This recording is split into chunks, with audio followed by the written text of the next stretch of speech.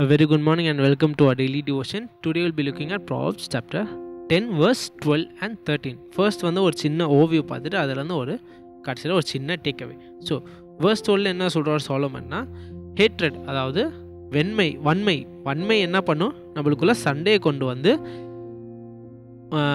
வரும்னு சொல்கிறார். அதுக்கடுத்து அதிலே வேர்ஸில் என்ன சொல்கிறாருன்னா, அன்பு வந்து எல்லா தவறுகளையும் கவர் பண்ணுன்னு சொல்கிறார். வேர்ஸ் 13 என்ன சொல்கிறாருன்னா, விஸ்டம் ஞானம் வந்து those who are patient discerning அவங்கக்கிட்ட வந்து ஞானம் இருக்குன்னு சொல்கிறாரு. ஆனால் தண்டனை வந்து முட்டாள்கிட்ட வெயிட் பண்ணுன்னு சொல்கிறாரு. ஸோ இதிலேருந்து நம்ம என்ன டேக்அவே, அகெயின் நம்ம போன வாட்டி பார்த்தது ஒரு ஸ்டெப் ஃபர்தர். ஸோ போன வாட்டி நம்ம நேற்று பார்த்த டிவோஷனில் வந்து நம்ம நாக்கை கண்ட்ரோல் பண்ணுறது, நம்ம வார்த்தைகள் வந்து மற்றவங்களுக்கு உயிர் தர மாதிரி வார்த்தைகளாக இருக்கணும்னு பார்த்தோம்.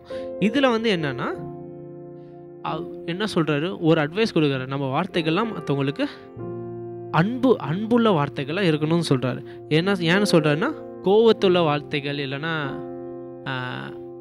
வன்மையோட பேசினா மற்றவங்களுக்கு என்ன வரும், மற்றவங்களுக்கு மட்டும் இல்லை, நம்ம வன்மையோடு பேசினாலே என்ன வரும், கான்ஃப்ளிக்ட்னா என்ன, சண்டை வரும். நம்மளுக்குள்ள, நம்ம பிரதர்ஸ்குள்ளே, நம்ம விசுவாசிகளுக்குள்ளே, நம்ம ஃப்ரெண்ட்ஸுக்குள்ளே வன்மையோடு பேசினா சண்டை வரும். ஆனால் இங்கே என்ன சொல்கிறாரு, நம்ம அன்போடு பேசணும்னு எம்ஃபசைஸ் பண்ணுறாரு.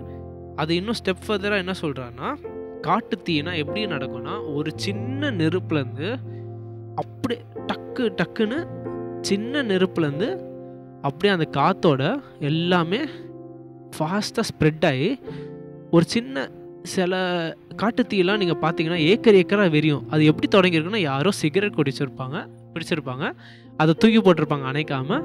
அதுலேருந்து வர நெருப்பில் என்ன ஆகும், அவ்வளோ பெரிய காடும் ஃபுல்லாக வெறிஞ்சிரும். அதே மாதிரி இங்கே சாலமன் என்ன வார்ன் பண்ணுறாருன்னா, நம்ம வன்மையோடு பேசினா சின்னதாக இருந்தாலும் அப்படியே அந்த நெருப்பு மாதிரி பரவி என்னாகும், நம்ம relationship with our fellow Christians, நம்ம கிறிஸ்தவ நண்பர்கள், கிறிஸ்தவ பிரதர்ஸ் அண்ட் சிஸ்டர்ஸ்க்கு வந்து அஃபெக்ட் பண்ணும்.